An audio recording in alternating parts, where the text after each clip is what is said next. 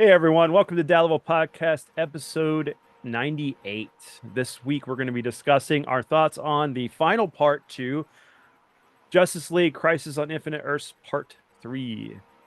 All right, so guys, that we've been waiting for this. I really enjoyed it. I kind of wrapped everything I feel really well, but there was some definitely holes that were in this one. And on top of that, there was answers to questions we talked about in episode 2. As far as why is Batman and the Flash and these characters punished for whatever reasons by what Pariah? Or not Pariah, but Yeah, why Constantine became Pariah, but he mhm. wasn't forced. In the original storyline, Pariah was forced to watch it because he was at the beginning of time when everything went sideways. Yeah. And Constantine was he's the reason everything happened. And so he got basically so knackered between getting super drunk and all the time space continuum stuff messing with his head. He was just, supernaturally knackered. Because remember, the last time we see him, he's in purgatory. Mm-hmm. They don't even explain how he got out of purgatory, why he was roaming the universe. We don't even know if this is our Constantine. It's supposed to be the same one that's in the House of Mystery. Yeah. Because he was exiled to the House of Mystery, which is in purgatory. Phantom Stranger. Yeah. Mm-hmm. So it was his form of purgatory. But they don't make any reference to that, and Phantom Stranger just offers him the thing at the end. So. Yeah, I was so wanted to see Spectra fighting. Yes. The Anti-Monitor. I wanted to see that gripping hands, and I gotta say, did anybody else notice that the Anti-Monitor began to look more and more like the Super Adaptoid or whatever? Yeah, we did talk about that a little bit. Yeah. I was like, why? Why couldn't we just get someone who looked like the other Monitor? If you don't want to go all out, you could have done something. But that what do you call it? There's just nothing there. Yeah, that metallic suit that was like, yeah, the biker helmet looked like, Yeah, just the fake Juggernaut helmet. The generic villain bad guy that you really don't really see a whole lot of, other than him coming in with ripping through space, this little pocket. That was one of the weirder parts. Was we technically got more dialogue of the Anti-Monitor in the last movie? Yes, when he was still just kind of like a vague thing that was just out there, than we got with him here when he's physically completely a presence now, which was kind of a weird thing to go with. Which was one of the big problems that I had, because while it was an interesting way to take the approach on him, it being like an antibody coming through and trying to purge all the bad stuff that happened as a result of what Flash did, it took away from the complete story and the eventual stuff that happened involving Superboy Prime. Mm-hmm. Oh, he shows up, Superboy, and we never see him again in this one. You never see him as Superboy again. No. I mean, maybe one scene, but no interaction with anybody, nothing. To me, this was bullshit. You have the Anti-Monitor born of that event. Yeah. And an Anti-Monitor born of that event. That whole thing added at the end where there were like this wave. It was a ton of Anti-Monitors coming in from all the universes. They were just antibodies. Excuse me, I almost cussed. You might have to cut that out. Where the hell were all the other versions of the Monitor? It's just one. They made him an antibody. I mean, come on. I mean, he was a mindless drone. There was nothing to him other than just ripping open a hole, destroying a universe. I mean, it kind of really, as much as I enjoyed this film, it really dumbed down the importance of this bad villain. They ran out of time. This should have been 4 episodes. Could have been, yes. Yeah. And that way you could have fleshed out some things more. And there was just like this little bitty jump in time back and forth, where they go, oh, we've been here for 18 months and all this other stuff. And I'm like, okay, we should have showed all that. Yeah. And then just to show the losers to come in at one moment from Dinosaur Island and take them out and then go back into the, back through the portal and the one plane, and they don't even tell you who that guy is. I'm like, see, and then Vince was like, "Is that Sergeant Rock?" And I said, "No, that's how one of the guys that was like the commander. Yeah, he was that was one of the guys from the Losers. Yeah, because originally they were not like that. They were ex-military who'd gotten double-crossed and then were, kind of like the A-team. And then through several different reiterations of DC, they ended up being stranded during World War II on the Dinosaur Island where they don't age. Mm-hmm. Right. So I was like, yeah, great cameos. You didn't tell anybody who they were. You don't give the audience anything to get interested in. This would be a good way of selling some comics. You're in the business to sell comics, right? And they didn't do it. And they tried to cram as much in to these final few minutes, especially the ending, because the ending went off the rails. And, to tell us how War World ended when there was supposed to be a War World 2 so we could see it. We hear them giving exposition on what happened to War World. And Adam Strange is like just standing around with his daughter, I guess. She didn't have any speaking lines. Just every time you see Adam Strange. The Adam Strange, that is from what was it, Showcase, where they show him in the future. He was looking for who had killed, because on the planet, I forget the rain, whatever. Well, I'm talking about the girl that was standing next to him. Standing next to him, right? You see her. He goes and he's doing all the jumps, trying to find out where the survivors are from this attack. Right? He ends up being lost in time and space on this asteroid that's being mined. He has no way of knowing when the next Zeta beam is going to come in or anything else. So he just becomes a miner. That's why he's all bulked out. He's got the beard and he's an alcoholic. He ends up meeting one of the girls on the mining colony and they have a relationship. And then some other hero shows up, goes, "Oh, we've been looking for you." And then he gets killed and then he decides to stay there with him. And the next thing you know, that from that cartoon to this, we see him and they're what they look like the last time we saw him. Well, he was in the Green Lantern movie for A Cup of Coffee, right? Because there was the whole Rand Thanagarian war that was going on in that. But I think I saw an interview with the guy who's in charge of the Tomorrowverse and these whole series of movies, and he actually talked about how they actually had about 10 other movies planned between like War World and going into Crisis.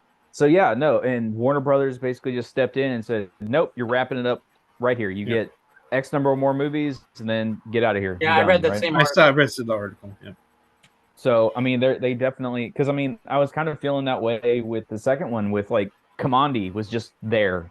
Like, why are we spending so much? I appreciate them giving Kamandi some screen time, but why? And then at the end of this one, it's like they're making a slightly big deal about Kamandi, and I wonder if this thing's going to happen. I'm like, why are we spending time with Kamandi? Like, what is going on? Why this weird focus on the last boy on Earth? Like, what are we doing? And then it just kind of and we got to keep moving, guys. We got to get to the end. But some of that was directly out of the comic, so they were trying to have certain elements in the comic. Mm-hmm. Like when they were defending the tower and Kamandi they were being attacked by the Shadow and what was his name? The gorilla. He was the king of the Gorilla City. Yeah, I can't remember his name. I know you're wanting to say Grodd, but that's not him. Yeah, I keep wanting to say Grodd, and I want to say the other one. But he is that whole scene is directly from the comic where he's got the wound. I think it's just and he I just hides think it would be, and I think that's where I'm kind of sad, because like I would have liked to have seen maybe a movie, or even I mean, you're talking about this Adam Strange short, right? It's like I wish that they maybe had been given a little bit of chance to do a short of Kamandi seeing the world, right? Because we know his story, right? We know the reason why he's got these struggles, but just him being thrown in this movie, and anyone else that's going to watch this is going to have. I was trying to think of it who as is this guy? Yeah, as their reaction of who is this kid? Like why are we spending this time with him? What is going on with this? And then it just off he goes. Okay, great. I get why does he have this weird fear of gorillas? What is this event that he's talking about? What's happening? You know, and I can appreciate them trying to give us the comic, but at the same time, this isn't the comic, right? This is the Tomorrowverse. This is the send off of this version of DC's animated universe, and it seemed like they were trying to hold both of those things at the same time, and like what Warner Brothers unfortunately seems to be hell bent on doing, just didn't give them the time, and the resources to actually see this through to a cohesive conclusion. I still enjoyed like a lot of it. There was still a lot of stuff that was fun about this, was enjoyable about this, but they definitely had to cut a bunch of corners again because of Warner Brothers. Thank you guys. Well, the fact that they got mad at Constantine for telling the Flash to do this, but if you remember, Flash did Flashpoint, which changed the animated universe early on. Right. Now, he didn't create the multiverse. It always existed. But the universe that existed before the Foreververse, he changed that. So twice now he's gone and changed the past to try to create something, better. But yet it was Constantine who bore the weight of everything. Well, remember, Constantine whispered something in his ear. Yeah, he put a spell on Flash because this isn't the one thing. We saw, but that was only that wasn't for Flashpoint. That was for the end. No, I know that's what I'm talking about. Okay. Flashpoint was him doing it willingly. What this was with him killing Darkseid was being under a spell, so he didn't really have a hand in it. He was carrying. Oh, he did. No. He knew. No, remember, because Flash went to go and do it. Yeah, but he couldn't. Yeah, he couldn't. And he knew he could. And Constantine knew he couldn't. So he put a trigger spell. But he didn't know that Trojan on it. Yeah, he didn't know that he was already emanating a plague, a virus. No, Flash did. Yeah, that's what I'm saying. He didn't Trojan Flash willingly. So he was still a cause. It was just he wasn't a true knowing participant in the final result, and that's why. That's why. Yes. That's why Constantine became pariah, and Flash just had to die. Yeah, but he wasn't actually pariah. He just I would have preferred time and space. Yeah, I would have preferred to. But it's because the death of that universe, right, is what led into the Tomorrowverse. So technically, Constantine was there at the creation of this new universe. Exactly. It's just he just like what you said, all of a sudden got scattered across all this stuff, and it completely scrambled him. Yeah, his eggs got scrambled, and he was knackered all the way through it until because he didn't even realize John Stewart got a hold of everything until this one where his memories got reset. Right, because I remember everything. Yeah. So I want to talk about before we go on what was good. Let's get the bad stuff out of the way. Fair. Why the hell would the mask? I mean, the question. I'm not gonna do it just on the principle. So I'm just gonna walk off into nothingness. It did feel a little bit more of a Rorschach moment than Maybe they wanted the Watchmen and couldn't get them. Well, there was supposed to be a Watchmen part of an animated. That's coming up. But they're still doing that. So I think it was just more of them leaning more into the, I guess, objectivist side of question. Right, of just like he's because that is Rorschach. Rorschach is just question to the further extreme, right? Yes. Question is still in that same mindset. So it was. I don't know. I'm curious where they're going to go with it. Although I wonder if they're going to go away from Vic and lean into Renee if they ever do bring Question back, which will make me sad if they decide to take that kind of route. Yeah, they would have to do the whole cancer thing or something, maybe. No, I mean, if you've got a brand new universe, then you kick it off with you give Renee some of Vic's origin, Vic's stories. Yeah, that would be kind of like X-23, just being the new Wolverine. So yeah, I agree. It'd be lame. I want to see Vic in it, and it would be great absolutely. to have him back. But yeah, I think it was just them trying to do a cutesy little nod to, you know, Question being the hard ass that he A is, hard boiled detective yeah, plus thing. because I even think that he quoted, or that he specifically said that he was objecting to it. Oh man, he had a very specific reason. yeah, he had a very specific thing, and I wonder if it does, if it is again leaning into that objectivist morality kind of stuff that stems from his origin from the old Ditko days, right? Yes. Mm-hmm. I mean, that would make sense. And then the other character, the other thing was Constantine refusing to go into the new universe. And what did Spectre mean when he told him? He was offering him a chance at redemption, but he had redemption. So is he going to become the new Spectre? Because that's how Spectres get made. They do something wrong to be redeemed. They play Spectre for a while, and then sometimes they have an opportunity to come back. Yeah, so that makes sense. I don't know. That'd be a wild Spectre. Yeah, yeah. It would be very. Would he have a trench coat though? Would he do away with the cowl? It would be a green trench coat. It would be a hooded trench coat. I would go with that.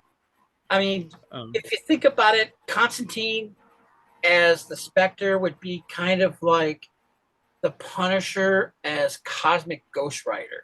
Oh yeah, yeah. I mean, you're lumping a bunch of characters into one, which I love Cosmic Ghost Rider because I love me some Frank Castle. You unhinge him, great. Constantine as a Spectre, he would have to play by rules. But he does not play by rules. He doesn't play by rules. But here's the thing: is only in Showcase when they did the one Spectre, when they were showing him as Kerrigan and he was investigating a murder and found out the person did it, and then he kills her at the end. That is Spectre. That goes back to the original. I could see a Constantine Spectre going, you get what you deserve, and bringing that real justice. Whereas we didn't get that from from some of the movies where Spectre has been in it. He's not been that Spectre. He's been more like the Hal Jordan Spectre. That's fair. Where he had, I have a moral compass. I'm not going to go beyond this. Well, I guess he's also kind of like the JSA Spectre, right? Whenever Spectre was on that team, and he was more being a traditional hero rather than being the true wrath of God. Spirit of, that's their version of Spirit of that would be the one hang up for me. Because Constantine clearly knows that there's a heaven and a hell and knows all of that stuff. But he plays fast and loose with the rules. Having him be the Spectre could work as far as a story plot goes, but somewhere along the way he'd piss off God. Yeah. That's where I was thinking of it. Is John constantly loves to figure out ways of messing with power sides. Once he has it right. Oh yeah, he would. Like, I mean, how would John, abuse the Spectre's powers like that? That would be wild. He'd squish people. Well, remember, in this, he was ready to die. He was ready to finally pay for his sins, and he was given. There was talk of him being given a second chance, which means there's a reason for him. We lost Colin. He's back. Yeah, he's back. And so I would like to see that kind of story. That would play out. Lord, I think that would play out nice. But again, we don't know what Gunn's got planned. I mean, I've been watching some of the stuff on the what were they, the Monster Squad or whatever they're called? The Creature Commandos. Creature Commandos. And how that they're to be replaced the X-Force and not X-Force. What were they called? Task Force X. Task Force X. And then they lead into the Justice League. And so I'm kind of seeing what he's doing, but there are so many gaping holes. It's like trying to look at Swiss cheese as a whole, without, with all the holes in it. So who knows what he's got planned for this? But this is it. This is the end. You know, everything. So everything from this point is going to be new universe. Gunn universe. Yeah. Right. So, and that's how is this going to play into everything? You know, we have Terry go into the new universe, but we know the person that gives his DNA to make him doesn't show up in that universe. So how does he exist? The same way they did with Miles Morales when they brought him into the Spider-Man universe. He's just there. He's just there. He'll have a new origin because all these people are going to get new origins. Yeah, because that's what they described, right? Whenever they were talking to explain that. Yeah, when he was talking to Superman. Time frames. Okay, you're going to go back to your time frame, but it's going to be this new world where everybody's there on it.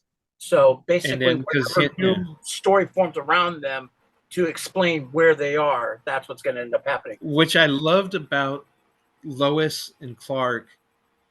Clark was terrified because Lois is his world.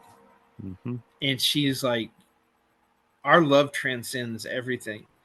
We will find each other. Yep. Yes. And there was a movie years ago with Timothy Hutton and can't remember her name. And they were a family. They were, a wife and kid. And then they died. And then they go to the afterlife where they are, you can either stay or you're given the opportunity to return. And so if you return, you're a different person. But they look like each other to themselves, but they look like somebody else to the rest of the world. And they had no memory of each other. Oh. And it's about how they all grow and they just keep missing each other until the very end on that street when they pass each other. Because they're told by this time, there's a time frame. If it doesn't happen, you guys would be miserable. So you only have so long to find each other, or you're going to have a different, future. And I was like, man, what a bummer way to end this friggin' movie. And they pass each other, and one's talking on the phone, and the other one's joking with somebody, and they both stop. And you can almost see the hairs on the back of their neck. It's kind of like, when somebody steps on your grave. And they slowly turn and look at each other and instantly know each other, but don't know each other. But they found each other. And then the angel who had been helping them, who was played by Deborah Winger as a male angel, she had crew cut and everything. She turns around, she got her coat, and she walks off because she lost hope. And by helping reunite these two, she regained her spirituality, her hope and belief. And it was such a great movie. And I saw that movie in that moment. Mm-hmm. It was such a powerful moment. Well, we're talking about powerful moment. That animated Batman Joker, when he's given his line, Kevin Conroy. Yeah. If I'm going to go out, at least I'm going out as Batman. As Batman. Yeah. And that teared me up because that's my Batman. That was the one even though I got to read the comics, but that was the one I grew up with. But they punked out friggin' the Super Friends. I know, and then it was cool getting to see Jay Garrick and then him, kind of being wiped off too. Yeah. I was like, you got, but they're gonna exist. They're just gonna exist, in a different time frame and different people. We got to see the Green Lantern Corps show up and actually do stuff, and I knew what was left of them. I was like, right? Oh man, I was so mad when they go, here, we're going to give you your ring, John Stewart, the greatest Green Lantern ever. And I was like, the greatest. I just so can we take that scene and take the whole thing from Galaxy Quest and you are the greatest. Anyway, yeah, but overall, it was a good film. Had a lot of positives. It had some problems, and I don't blame them. I think they did the best they could with time frame and what the constraints were from the studio. I enjoyed every minute we got to see Dr. Fate on screen. Yeah. Yes. Man, I was like, I legitimately laughed out loud whenever they were talking about trying to sober up Constantine, and Fate does the magic and all that, and the little mystical chalice, and he just throws the water on him. Yeah. Yeah. Well, I mean, it was almost like they were doing a whole thing of like, oh, this is like Back to the Future 3 with give him the wake up juice. Or well, what else? There was the I gotta remember this now. There was just other moments that just were fun things that was going on. But they got Supergirl almost right. Yeah. But the fact that she sacrificed him and then hit him so hard he flew back into the antiverse and crashed land on that planet where he was formed. And it's his essence that's going out and attacking that they have to continue to chase down and go into the negative universe and fight him to destroy him. You didn't need all that army of legion of anti-monitors. You could have done that. But man, the whole idea, and I told Vince this, where the hell was Superman, the Superman who's been living in a sun since 1 million? Yeah. Yeah. Where is he? He's more powerful than she is, man. He could have come up and flicked him with his finger and disintegrated him. But that, I thought they missed an opportunity because she was supposed to go around to all the surviving suns, right? But we see her mostly in one sun. No, I would have all the suns were. Oh, that week. That's right. They were all merged. It wasn't just like one sun. It was every sun at one. They were all of the remaining suns. It was like X amount of suns. I took that different because he says all the suns came with the Earths. Right, and they're all. So why didn't all the Earths merge, but the suns did? That makes no sense. No, they all converged at that one point. Like that's the focal point is the sun, but it's all the suns. She was bathing in all of them. They're all just taking up one spot. Okay. I don't see how that doesn't play out, but okay. And in the original, she did not do that. She got angry and she just flew around as fast as she could, because if you take momentum with mass and strength and distance, you increase the power that's behind it. What other hero could have done that? Okay, yes, we know that you did that once upon a time. No, I'm not talking about. That's the Flash. I'm not talking about. Oh, I thought you were talking about White Lightning when he did it. No, I'm talking about the Flash. Who do we know that could have had the moment that he should have had in this movie, or any of these three? That was yeah. Yeah, I wanted to see him sacrifice himself to stop that bolt, that energy beam that was going to kill everything. Mm-hmm. And he had no choice. And as he ran, he was seeing all of his past, all his friends, all his family and everything. And he really literally was running backwards in time, but we didn't know that at the time. Mm-hmm. We just thought it was him. And then he just burns himself out to a husk. Yeah. Yeah, and then later on, we found that he went into the Speed Force, became the embodiment of the Speed Force, slammed into himself in the past as Barry Allen, and started it off to begin with. Right.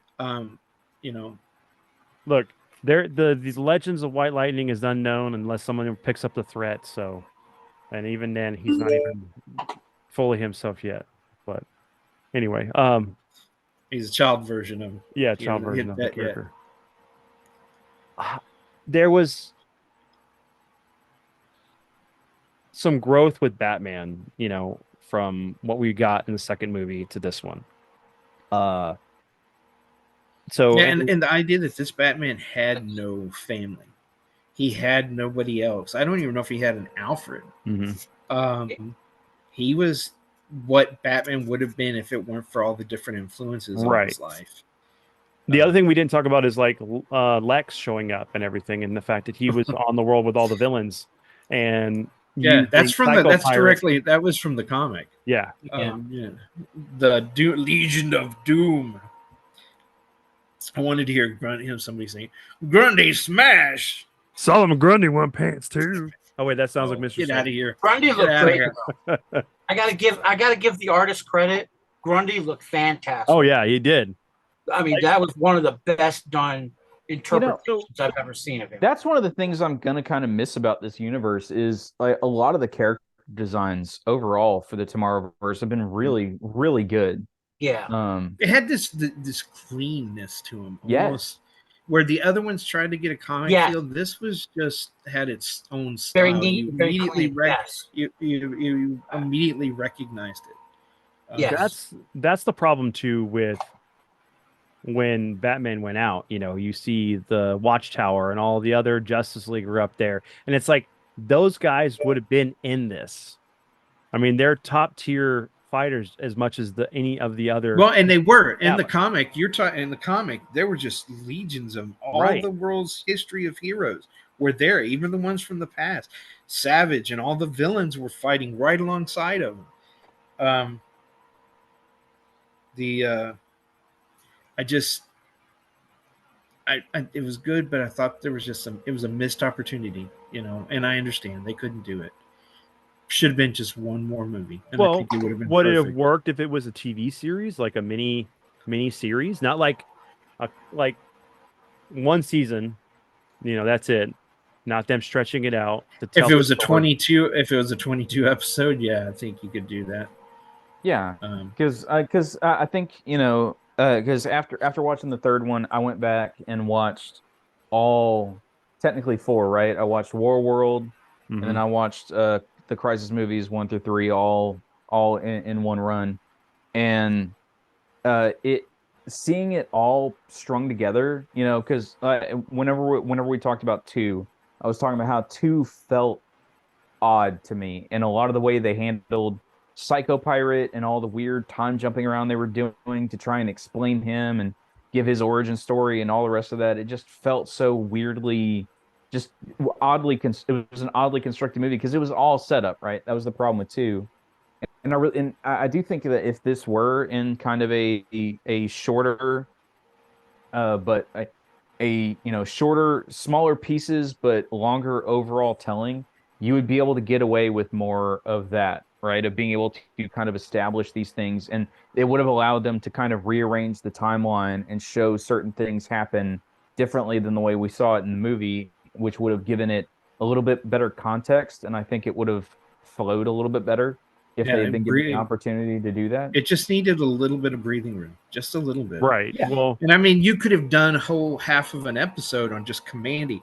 There were characters that they didn't get their due, but if you'd have given them a little bit more time and given a reason to care about them, you would then have people go, oh, you know, okay, now I understand. Most people don't understand Commandy's story, and his world is basically the Planet of the Apes, where there's nothing but animals, and they're all super intelligent, and you know, it was a typical Kirby, you know.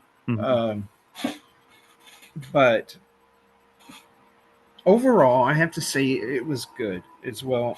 I enjoyed all 3. Yes. You know, it would be in my collection, you know. So despite all the variances and the, you know, deviances from the original story, it, considering what they accomplished with it and how much they were able to wrap up, I did thoroughly enjoy it. And it will be in my collection, mainly because of the fact that it's got Constantine. Yeah. See, I've got the whole thing. I've got all the individual comics, but I don't go back to that very often. I go back. I got a collected, you know, leather bound edition, and so after the second one, I went back and just reread it, and I was like, God, I had still the same emotions I had when I read it when I was young, and I could see where they were going in the films, and I couldn't wait to see the third one. And then just having that fresh in my memory, I think maybe kind of skewed my view of it a little bit. I should have watched it first and then went back and redid the thing.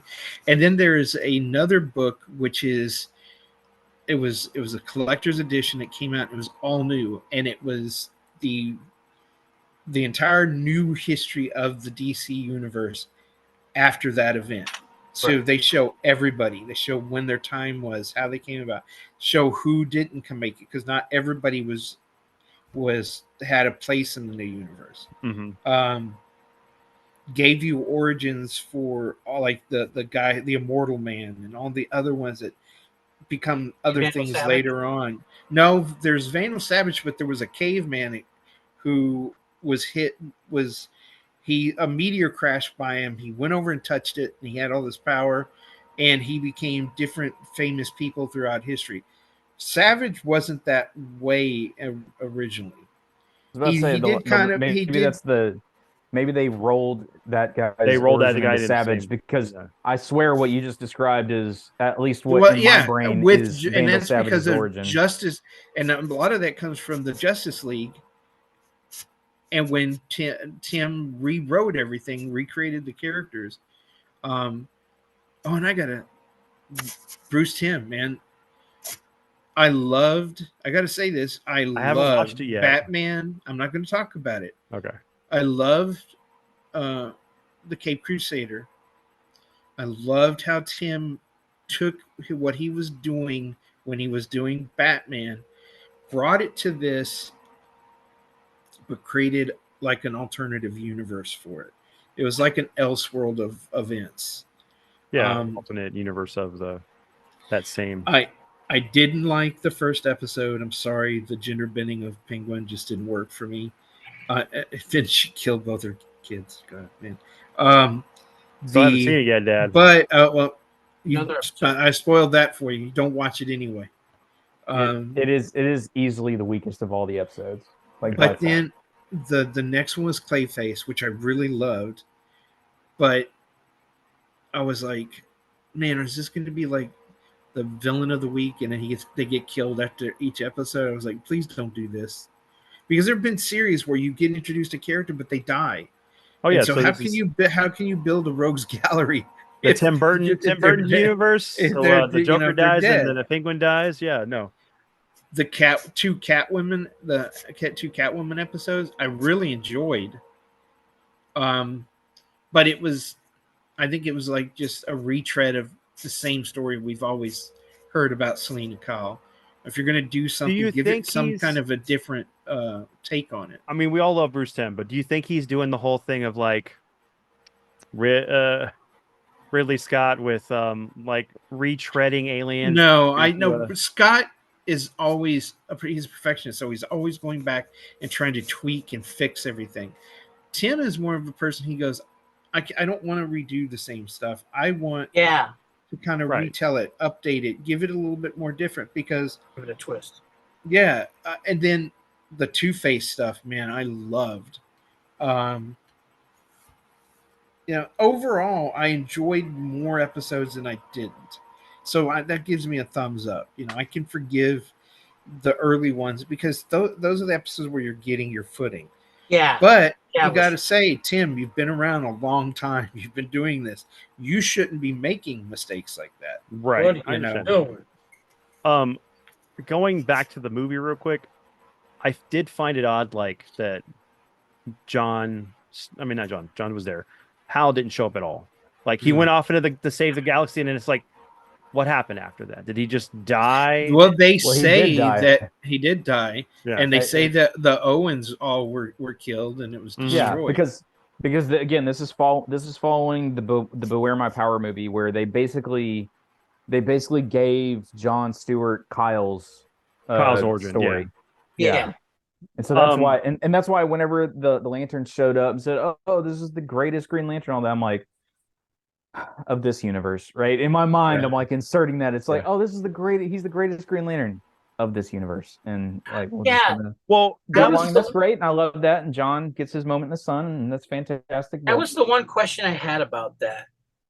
There's all these different lanterns, and all a bunch of green ones show up, which is great because they clearly knew who he was. But there is the one blue one, Razor. Why wasn't there at least? And he's the one who gives his ring over. Yeah, and why not more of the lanterns? What happened to all the rainbow? What happened to the Rainbow Brigade? Well, that's where we don't like. That's where you get into the fuzziness when you start messing with continuity. It's like, because Aya is there. Well, Aya, and if we're using the Green Lantern animated series universe, which is where Aya and Razor come from, right? They fought the Anti-Monitor in that story, and she became the Anti-Monitor for a little while, took control of the Manhunters and all that stuff. It's like, okay, well, how much of that universe occurred? Because then you don't get Razor turning until what was it in Young Justice? Way later. The 4th season, whenever he showed up, and then I think in the comics they finally turned him into a full Blue Lantern, right? So it's like, all right, now we're starting to reach out into a bunch of other weird universes, and we're shaking it all together and then coming out with a smoothie at the end. It's like, I don't know what it is that would have triggered. Maybe Razor was never red. Maybe he was always green because of some facet of this universe. And then after the green light went away, somehow the blue came around. Maybe Ganthet and his wife existed in this universe, and they actually do go off and create the Blue Lantern. And so Razor gets his hand on that, and then everybody else gets repowered once John sends out the green. So who knows? The one thing I did talk to Dad about was it was kind of weird that they almost gave the storyline of Earth 1 Green Lantern, when remember he sends out the rings to all the people to become Green Lanterns, and it's like they play up on that in this, but they said it was John who did it instead of Hal from Earth 1. Yeah. So it was a kind of a little cool little nod there that unless you've read Earth 1, you wouldn't have caught. See, and that's Earth 1 is such a great reboot for that universe. And I'm like, if you're going to restart a universe, why not just use that as your baseline and then go from there? It would finally get me Hal in space for a full adventure. Yeah. Well, and then we get a really good Superman. You get a person dealing with real problems, but he's super intelligent. He really thinks about his actions. He's not just this brute force. Because I'm going to say, man, Kyle was every ounce the equal to Lex's intelligence, if not more. And writers today want to do the Superman's brute, Lex is smart, and smart intelligence versus brute strength. And I'm like, you don't do that with Superman. You cannot turn him into a brute. That's not who he is. No, he's not. That was the whole thing with the struggle with the fact of like when he fought Doomsday, he was like, I really have to just go full animal instinct in fighting this guy instead of using his head about what he can do to fight him. Oh, that is my favorite fight of Superman's, other than when he fought Doomsday in the animated thing, and he just went all out. He goes, the one thing, throws his torn up cape. I don't have to hold back with you. And just beats the living crap out of Darkseid. In that, he's using tactics in his attack because Doomsday is just sheer brute strength and anger. Yeah. And he's that rage. There's no tactical thing to some of his attack, but he starts learning, mimicking and adjusting to Superman's attack. But Superman hits him, takes off and flies completely around the planet and comes up, hits him again, goes back around, and then comes back and punches and does an uppercut on him. That, I was like, man, in the comic, I was like, that is what I want to see Superman do. Yeah. He just can't do it a couple of times where he rotates the Earth backwards and goes back in time. No, I don't want to talk about that. Nope. Well, that was an episode we talked about. It was like early. It was. They turned the Earth into a top. You threw a string around it, pulled it, and it went. Wing. Yeah, it went into the sun. Yeah. Oh man. But no, I mean that's the thing is like I think we're missing the fact of like these characters have been established for a long time, and then you have different versions of these characters. You can't just go and say, oh, all of them together are this one. Like Superman was like in the golden age was like ridiculously overpowered versus when he got revamped. Sorry. And so you really have to factor in that like this version's different. It's like you can't have animated Batman going up against Nightfall Batman, or I can't completely dunk on Jean-Paul Valley Batman, Nightfall Batman, because it had some interesting points and interesting perspectives. but for the most part, they really overrated it. I'm glad that they didn't include that anywhere in any of the Tomorrowverse stuff because it would have been just a huge distraction. And as far as the Nightfall saga goes, it played well because it became the other extreme. Mm-hmm. But if it had stayed anywhere else in any of the bigger picture, it would have been something that got dismissed quickly. Well, the one thing that always bothered me about Nightfall, and I know it was they were trying to stress Batman to the point of breaking point. That was Bane's whole thing. Yeah. Where were all the other heroes? Yeah. Mm-hmm. I know. Bruce Batman doesn't want anybody else involved. Yeah. This is my city. Don't get involved. Exactly. Superman. Yeah. Fuck off, man. Somebody had to know. Right. Considering the fact that they're like on. Whoops. They should have a counter. Two opposite ends of a lake, right? Or a river. Nightwing would have said something to the Justice League. Correct. Yeah.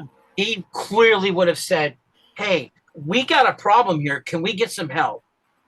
And there are a lot of vigilante heroes in Gotham too, on their own.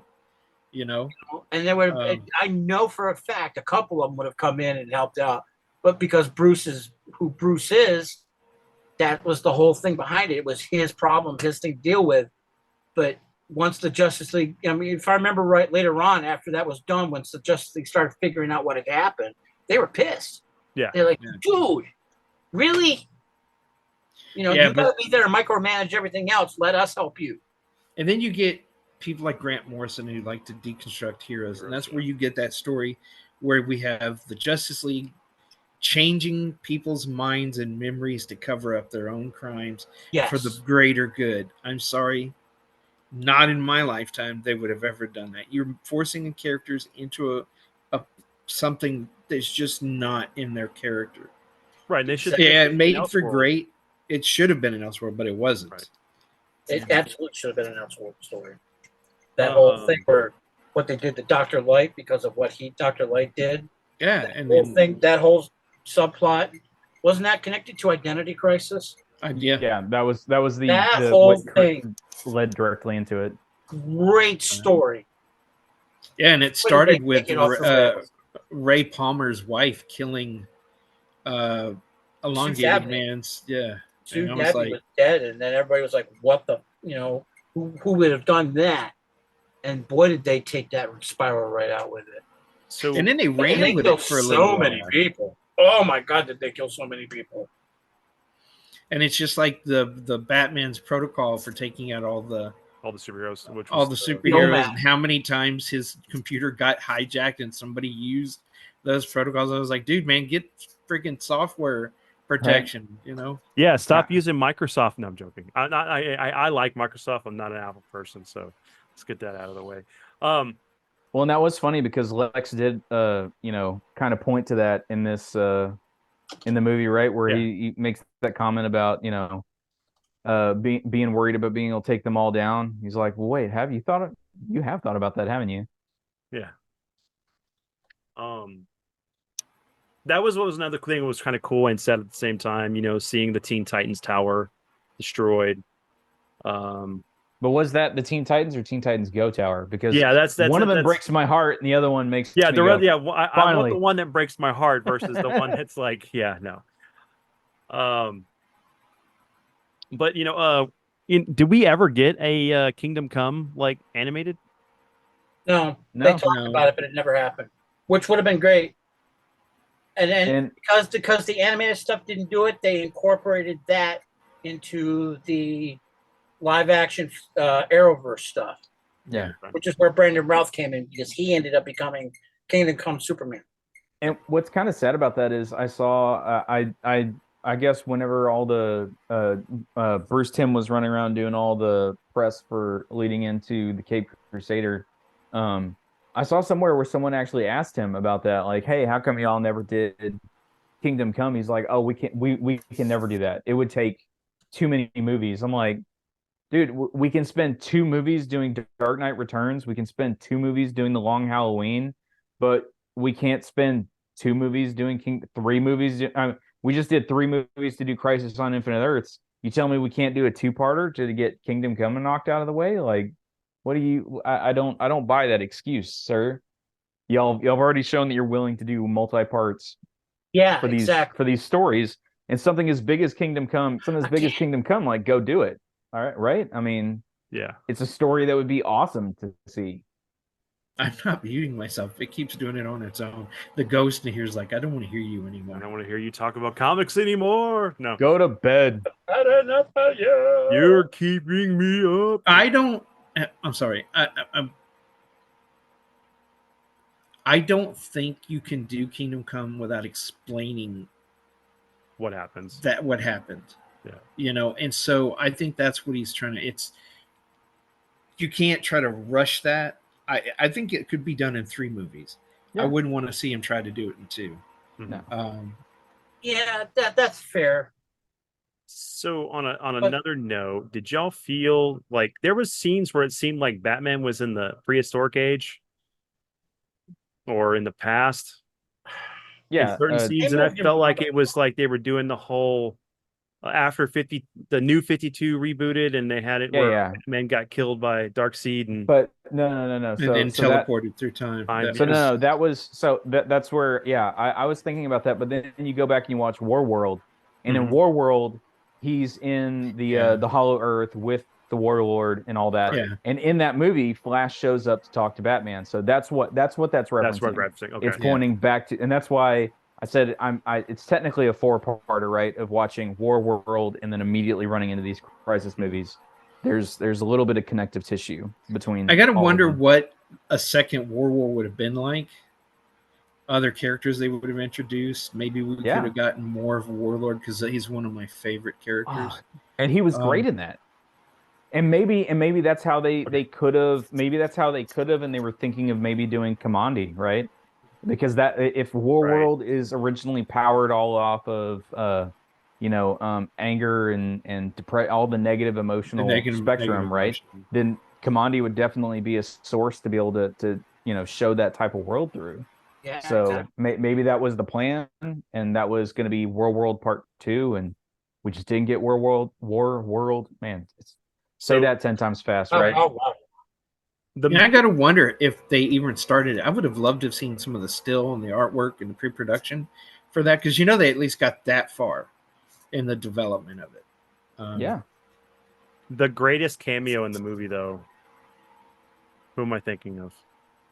I don't know. Lobo. Oh, but Lobo was in Warworld, and he really didn't do anything. He was like sitting there on back. It was still like, come on. Right. He's like, it was nice after everything. He's like, after everything dies, I'm going to respawn anyway. Yeah. So I don't know what the big deal is. But I know, like, Jeff hasn't seen Warworld, and that's his favorite character. So main man, get to see that. Yeah, it was a little fan service, but yeah, it was cool.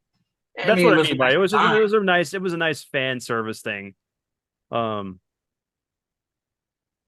the design of him was nice, at least. It wasn't just okay, we're going to throw him in there. It was they took a few minutes to say, okay, we should at least make him look, respect, or look like Lobo, whatever. Give him a little bit of attitude. Got a decent voice actor for him. I don't even remember who it was. I was hoping Kevin Michael Richardson, but it wasn't. Yeah, that's what I was. Kevin Michael Richardson would be a great Lobo. Well, this Lobo, his biggest appearance was in the movie that kicked all this off, because he was one of the antagonists in Superman, the Man of Tomorrow. Yeah. So the idea was for them to try and wrap up as much as they could. So yeah. If you think about it, there were a lot more characters they could have tried to do something with, like All-Star Superman. Right. There was a lot of characters there they could have done something with. I gotta admit, I liked how the Aquaman went out, because the Aquaman from that was my favorite Aquaman run in Aquaman comics, and so send me back. It's my world, I was like, wow, that's and it's tough. just him. Okay, looking at they made Aquaman cool. Yeah. Again. Well, because they were using cool Aquaman. Yeah, they were using the cool Aquaman, the real Aquaman, the comic Aquaman, not right.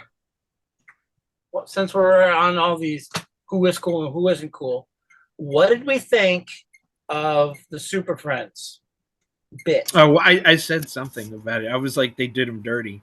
I mean, it was great seeing them, but there was enough audio footage of certain situations that fit that thing, and they could have just done the audio from the old cartoon, and then I kept wanting to hear Batman say something, and then have that guy who it was Ted Knight who played the computer or the general that was first sending him out, and then became another actor. I have him say, "This is going on," and then great Scott, and then have Wonder Woman talk about Hera because she always threw out the word Hera, and then since the actor who played Batman, because at one point they had Adam West come back, but the actor who played him is still alive. He's old as dirt, but his man, you could just get him to say one or two things. That would have been fantastic to have him. You know who got done real dirty in that one part? Yeah, they had Zan and Jenna and Glee. Fine. But no love for Wendy Marvin, and Wonder Dog. Wonder Dog. No love. Nothing. Zero love for Wendy and Marvin.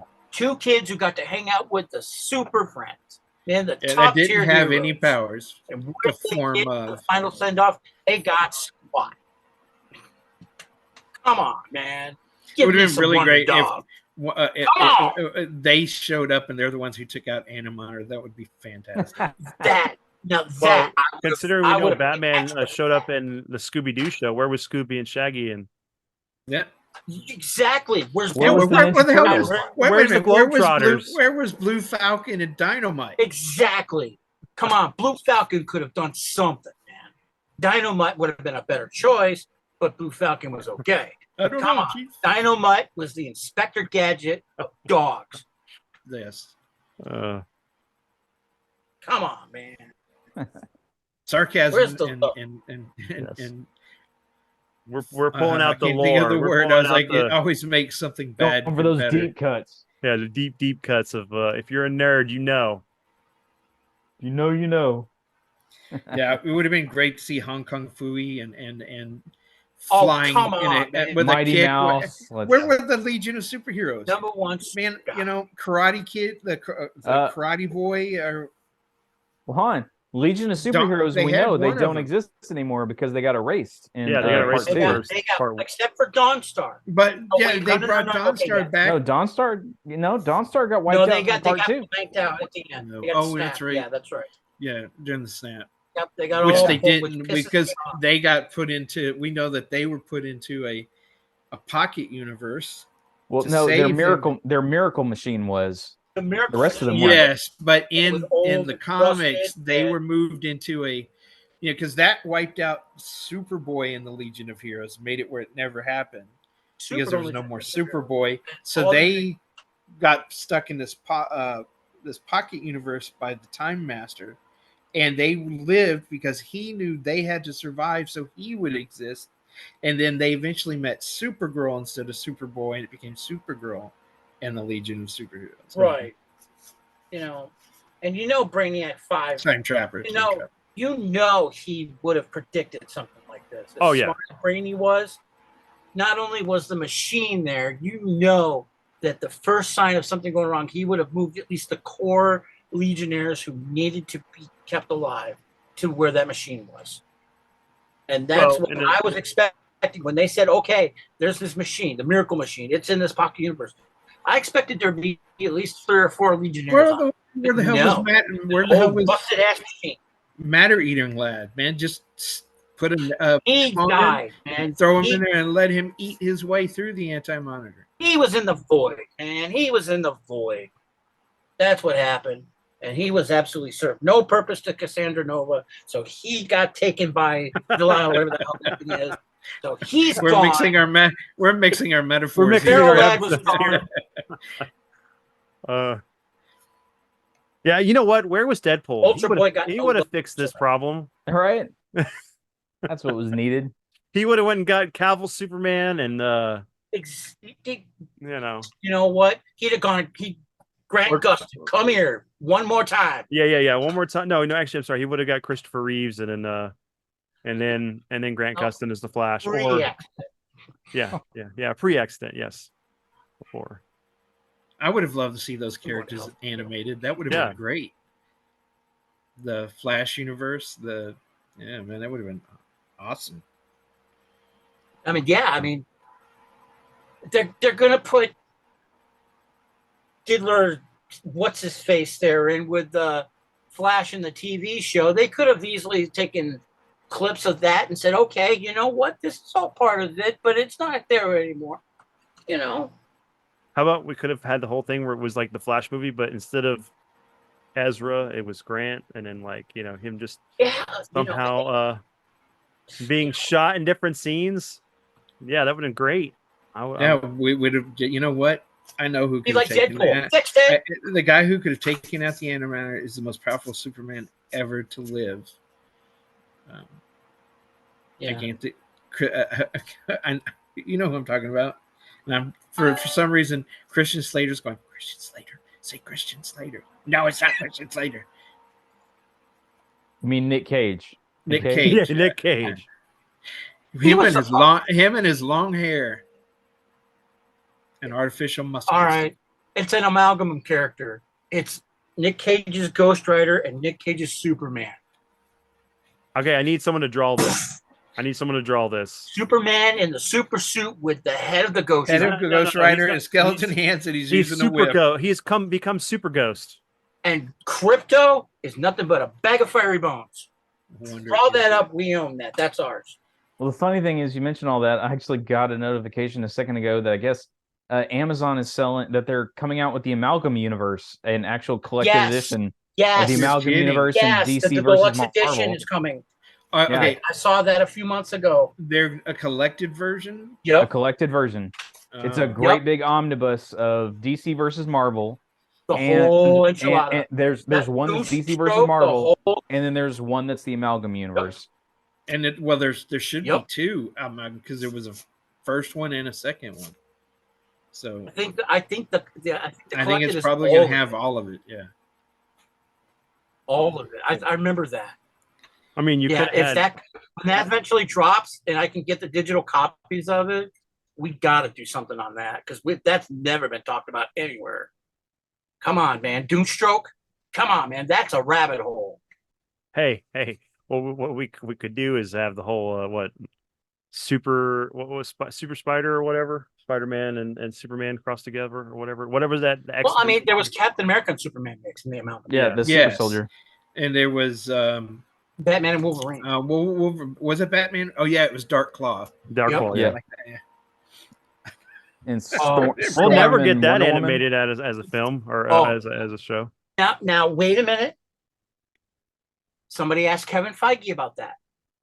I'll go back and find the article, and he said, it was basically nothing's he said it was never impossible at this point. Yeah, I remember that. Yeah, I'll have to go back and find the article. They were talking about them doing a crossover in the MCU, Avengers versus Justice League. Yeah, yep, I remember that. And he made it sound like he was open to any ideas at this point. Probably because everything's floundering. But hey, you know what? He really needed a boost. If Warner Brothers said, help us, and Kevin Feige said, I've got an idea, they'd probably go with it. On Max. I'd watch it. Which it scares me because Max has a habit of creating some really good shows and killing them in the first season. Oh, yeah. And then somebody else has to pick it up and either run with it or, That's why David was upset about the Green Lanterns idea. But I really like Superman, My Best Friend, or something like that. It's on Max. Yeah. Oh, My Adventures with Superman? I think that might be it. I don't My remember. Adventures with Superman. I've seen some of the episodes. It's actually it is fantastic. And I'm loving everything. So does it have Superboy Prime in it? No. It's Superman almost anime style. Right. Yeah. They had him anime style. The first episode that I saw was him against the Deathstroke. And that was later. Episode of the first. Yeah, I know, but that was one of the first episodes I caught and realized he was on, and then started going back and watching other episodes. Mm-hmm. But it was very well done. Jimmy's a tech genius, and then Lois is they've got her right, and they're really because of her father, because they brought her father in. And he really did train her to be military. So she's not portrayed as a damsel in distress. She gets into trouble because she thinks she's a badass, and she just doesn't get it that some of these people she's going up against. She's a badass on her level, but not on a Superman. But she runs, both her and Jimmy run into danger all the time, all the people. Freaking time. And I was like, man, and then the whole thing, like where Clark misunderstood what his father was telling him. And and so he thought that his race were invaders. Yes. And that they were evil. And so he wanted nothing to do with his dad. Then he comes to find out that that was not true. Brainiac at towards the end of it was kind of a throwback to Superman, because Brainiac had nothing to do with Superman's original origin. Mm-hmm. Except the fact that he came and took Condor. Yeah. But then when we got the Superman the animated movie, another Tim, he gave Brainiac the reason for the destruction of Krypton and made him his arch. Oh, that's kind of playing up on this. It was him seizing control and bringing about the end of Krypton and wanting to control everything. And he's the big bad throughout the series. But yeah, man, I've just been enjoying the hell out of it. And I'm like, you left me on a cliffhanger again. Second season, you better finish this or hunt whoever did this down. Yeah. And I'm going to shove Wolverine's animanium bones up something. Yeah, I need to catch up. I need to catch up on the second season. I watched the first season. Pinocchio to lie to me. My only thing about it that I don't know quite that I like is the fact that all of the villains are powered off of Kryptonian tech. Yeah, or they're all that's where it starts off. Yeah, I'm like, I don't know exactly how I feel about that, but like you said, I enjoy the characters and how they're done well enough that I've been on. There's been an episode or two, like what was it? The episode with the brain and the gorilla dude. The gorilla. I love all the episodes with them. They cracked me up. I understand what they did kind of in it, but man, I think they're funny. Did they have Metallo in the series at all yet? I think they did. They have the guy who becomes Metallo. He was one of the guards, but we saw him. But but it's not voiced by Malcolm McDowell, though, right? No. And they got all new. I know. It's just the one thing I don't care for is that they kind of followed that young Lex Luthor kind of hip guy that Michael Rosenbaum was, or are you talking about? No, nothing like that. Oh, what's his name in the Man of Steel? Who's the actor? Was it Jesse Eisenberg, right? No, Jesse Eisenberg. Yeah, they kind of went with that, and I'm like, okay, he's like a young Elon Musk. Okay, I get it. How is that, Lex? I mean, I just like, how do you mess up a character that's been established for so long and not just because it's got to be updated. It's got to be updated. You give Warner Brothers the green light, and it's about. This is playing up on the xenophobia we have right now, because everybody's an enemy in this unless you're with somebody, and if you're not, it kind of hits home. Then you're my enemy. Yeah. And only Sith deal in absolutes. Anyway, sorry, I had to. Hey, it's a good Star Wars quote versus. Let's introduce the Sith to the idea of the frenemy, and let's see where that rides. Okay. Yeah. I could see it. There's a TV show. It's like a Sith and a Jedi go to high school and stuff, and they have to they're best friends, but because they're best friends and they they hang out and do everything together, and then they get in with the wrong cliques and they start to fight with each other. And they're high school bullies on each other. Gotta tell you about my best friend. Star Wars 90210. Yeah. Hey, isn't that what they try to do with Gotham? You know, the whole thing of like, let's have all of Batman's villains become the good guys. Older than he is, so that way when he's actually 35, they're like in their wheelchairs trying to steal. They made when Gotham first came out, when it was supposed to be the early days, it was a good show. But then they started bringing in people. I mean, I really liked the origins of the Penguin. I really thought that worked. But man, when everybody started popping up, and I was like, he's not even Batman yet. He can't even tie his own shoes. It's Alfred who should be in the bat suit. Right. Because in that, Alfred was badass. Just to give you an idea, Gotham was so good in the early days that my stepfather, who has absolutely no love for comics, no love for superhero movies, none of it, okay? Long time, old school, grizzled, retired military, okay? Just get up at 5 a.m. and push yourself all day long. He watched Gotham regularly because he loved it. I love it. He was like, you got to watch this show. I'm trying to understand. I said, that's going to be Batman eventually. He goes, no, I didn't know that, but I'm enjoying the show. I'm like, there you go. That's probably one of the greatest testimonies to a show you could ever get. It was so much better than that Gotham Knights bullshit. It had so much potential. And then the Birds of Prey show. God. Birds of Prey, hey man, it was they tried. They tried. Hey, it was like a Josh Whedon type thing with it was like he didn't do it. Yeah. The one thing I do kind of want DC to kind of take their foot off the gas on is if I could go at least, I'm trying to think of a good timeline I could put on this because I don't want to be too crazy, but at the same time I don't want to really cut myself short. We'll go with a year, right? If I could just go 1 year without seeing some new project with Harley Quinn plastered somewhere on it, for the love of God, I'm so tired. Like that was one of the things with the Cape Crusader. It was like the Harley Quinn in that show is like a weird amalgam. She's an amalgam of the original Harley Quinn character from the Justice Society, and then with Harley and the Joker. I was like, okay. I'm trying to remember how I described her because she reminds me of she talks about how she studied with Scarecrow, so she reminds me of this odd combination of like Scarecrow and Mad Hatter, right? And it's like that character, that concept is really neat, but the fact that I keep hearing it being called Harley, some part of my brain just immediately says, I don't give a shit anymore. And it just floats away, and I don't care about this character. It's like I would probably care about this character if it wasn't Harley, but I've been seeing Harley on everything for so long, for so many years now. I don't want to see her character anymore. Well, that's the thing.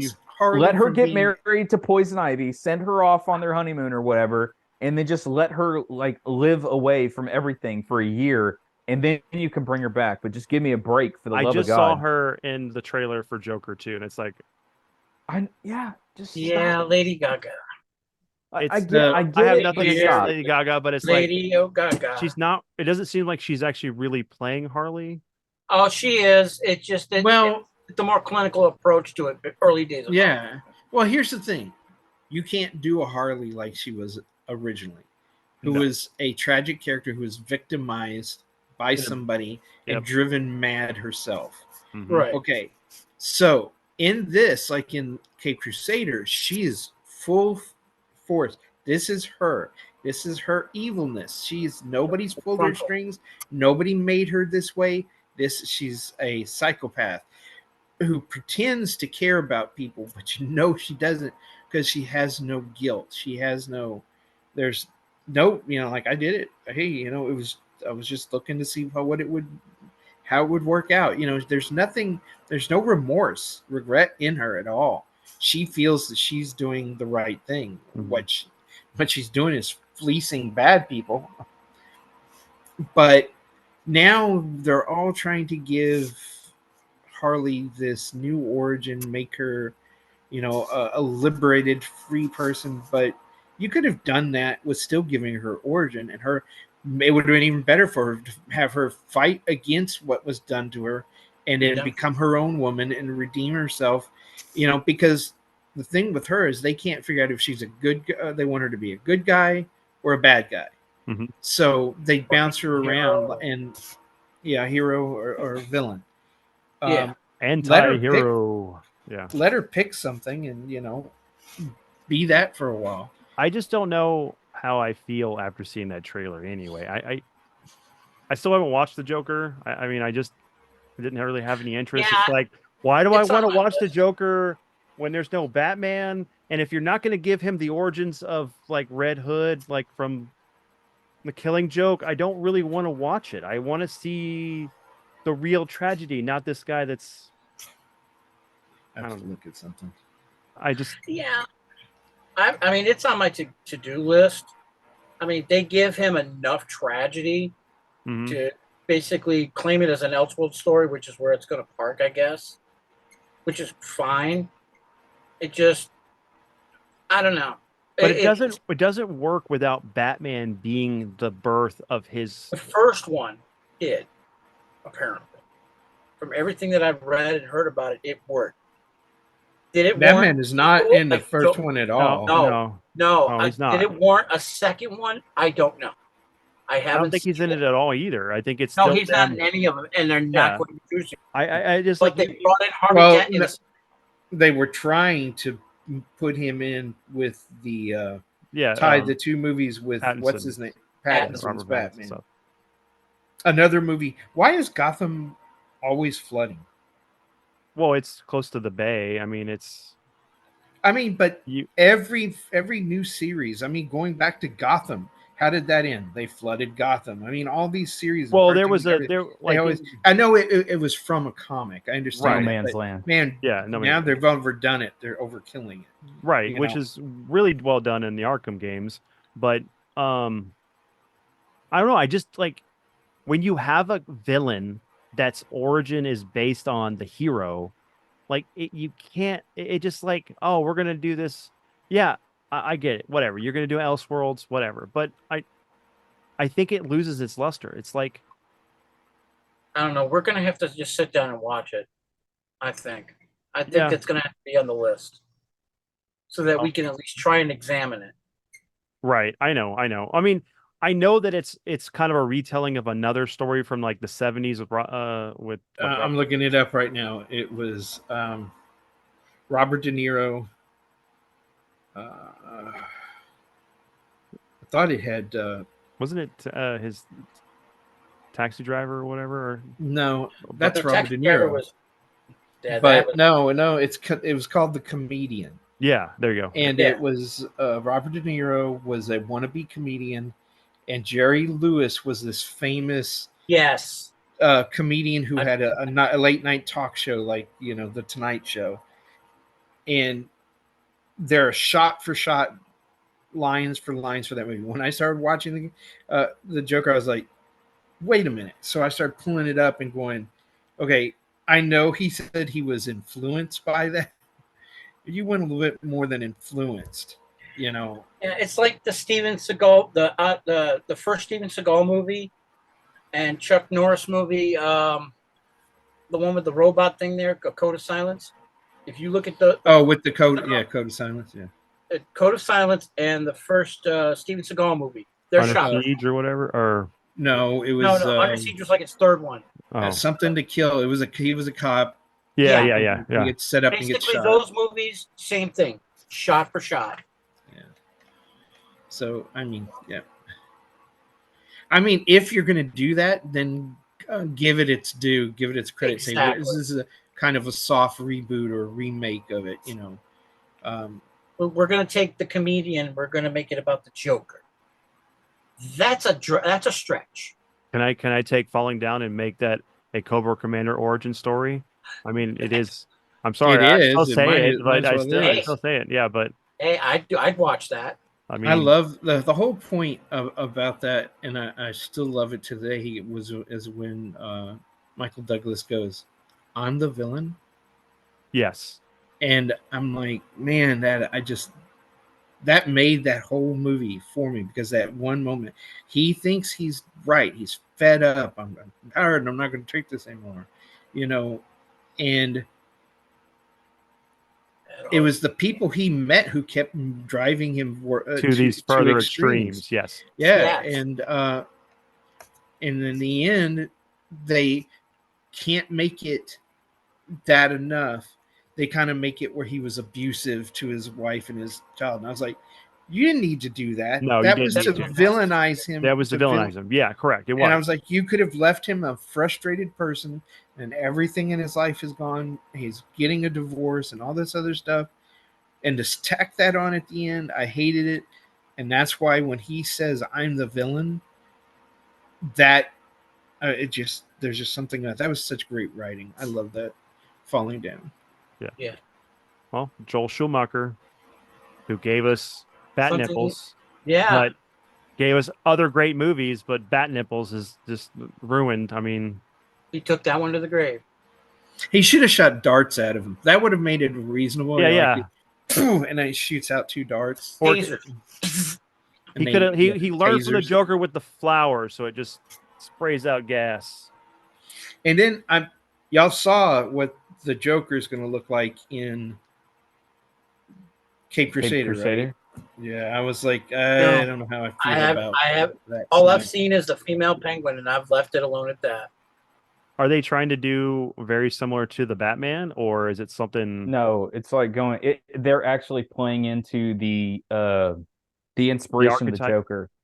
No, the old black and white movie that's the inspiration of the Joker. The Laughing Man. Oh, if you look at the way, you only see him from basically here up, but clearly the way they're drawing him, he looks like the Laughing Man. So he's got the slick back hair and everything, and he is straight up a killer, a serial killer. Yeah, because he looks like he wiped out the whole the very first shot you see is him perfecting his laughing toxin. Yeah. And I'm wondering, are they going to tie all this in to Crane? Are they going to make it where he helped create like Harley and he helped create the toxin because the fear gas I gotta sit down and watch it. Yeah, I haven't watched it yet, guys. I don't know. Same with Colin. So that's something we'll do for 99 is talk about that.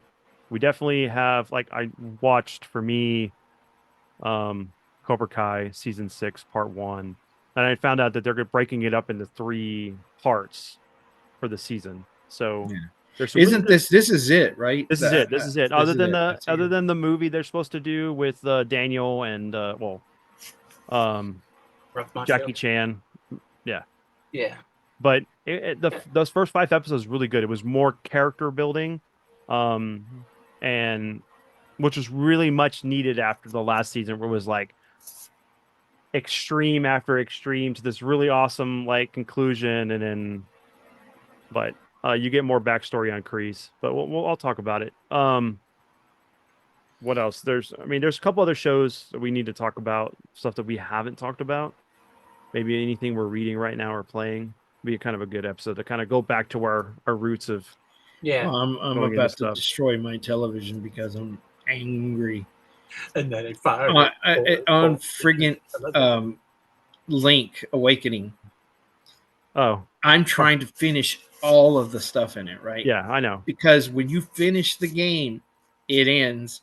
You don't get to go back and complete all the other missions, and it is mind-numbingly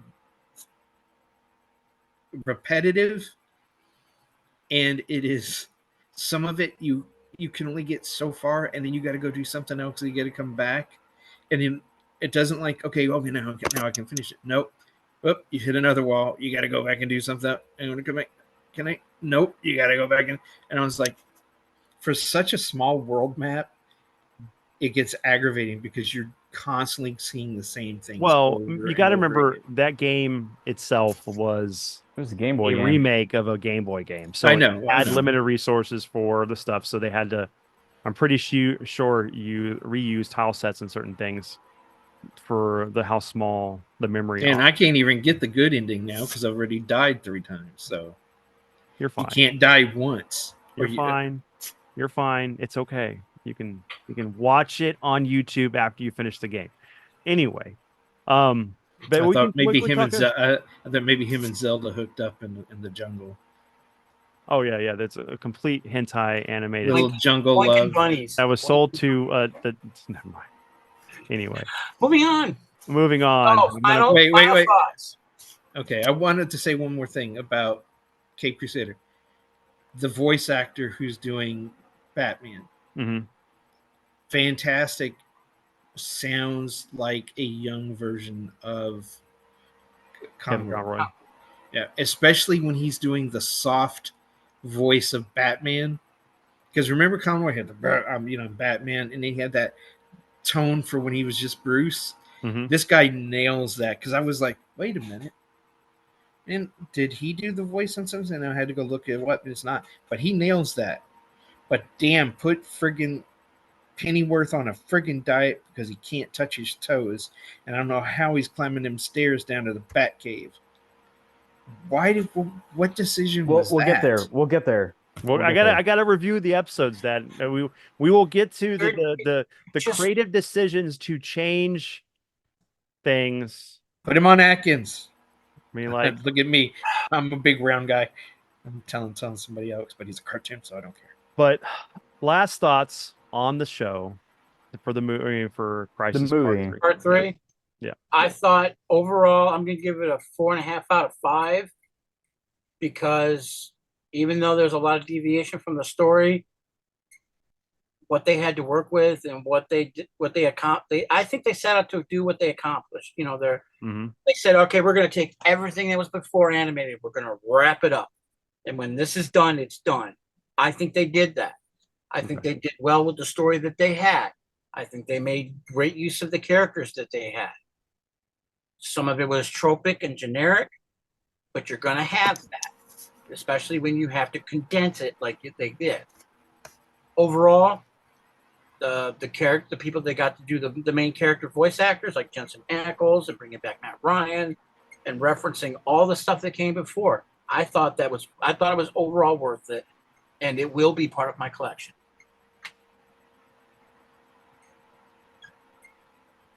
Dave? It was. I enjoyed it.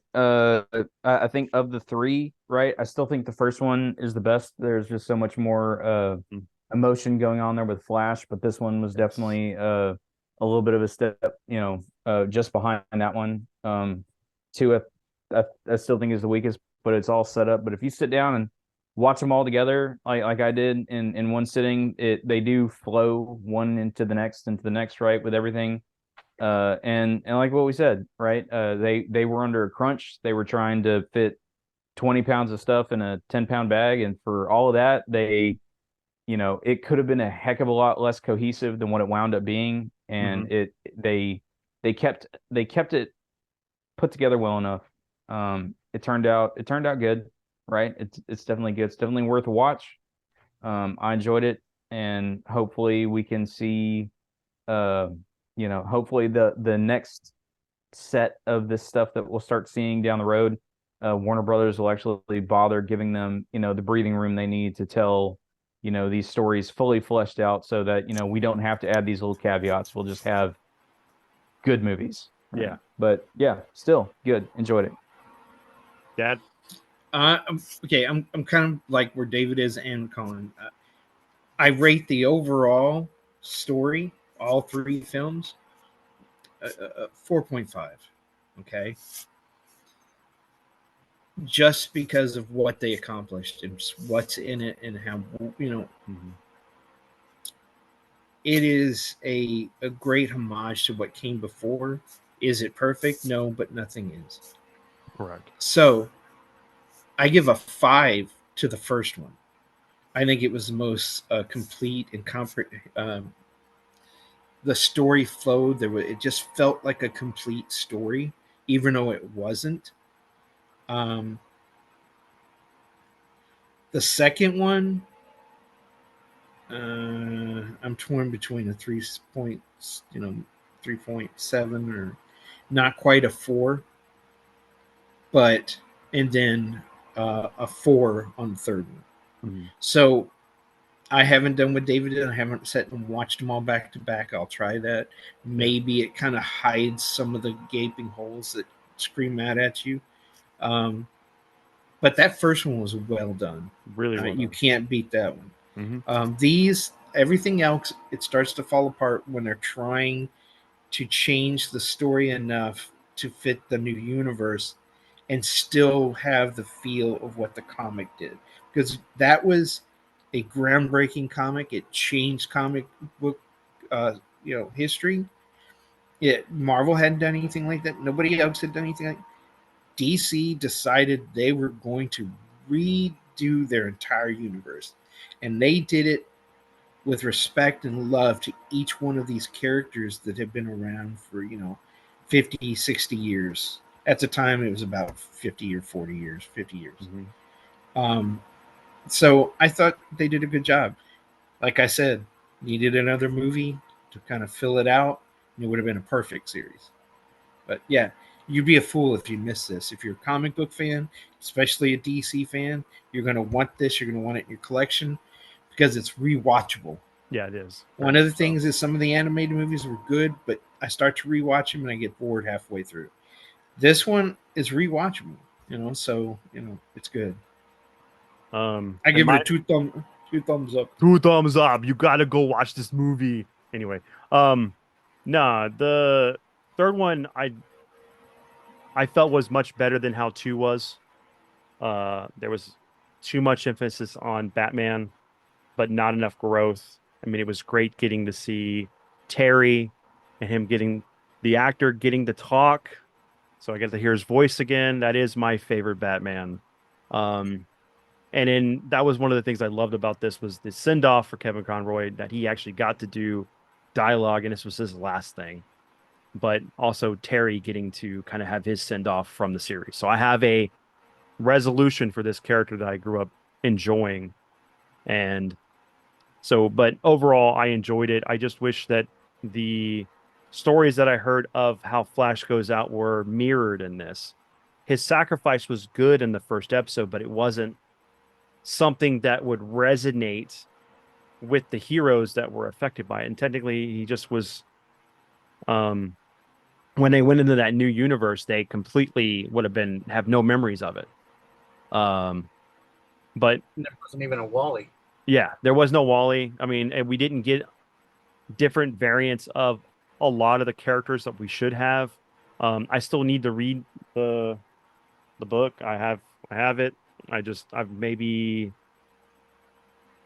like not even a fourth way into it. So I mean, I'm still gotta find time to sit down and do that. But maybe that's something we actually go and we all read it and then give our full on take, and then we can do a comparison between the two with more recent memory of reading it and watching the show. So, but I highly recommend them. They're really good. I don't think that the animation is consistent through each film. I felt that the last one was probably the weakest as far as the animation. That's one of the things I did talk to Dad about. But yeah, I would 2 thumbs up. Definitely something to have in your collection if you're a DC fan. If you've watched the animated series or watched any of these animated films, it's definitely something to book in your collection. Go out and get it. And then keep in mind that just something that I'm going to state now, I'm looking at possibly getting 2 copies of the collected 3 films in a box set that I want to give away on our 100th episode. So I'm going to work on planning all that stuff out. We'll figure out how we're going to do it, do some kind of raffle for people that are in the stream when we do it, when we're doing our podcast live. And we'll say the winners, and then I will reach out to you some way. So, but we really hope you guys enjoyed this breakdown and our discussion of everything DC and everything else we randomly threw in here that we normally do on our podcast. And in the meantime, everyone, stay super, help your fellow person in need. Later, everyone.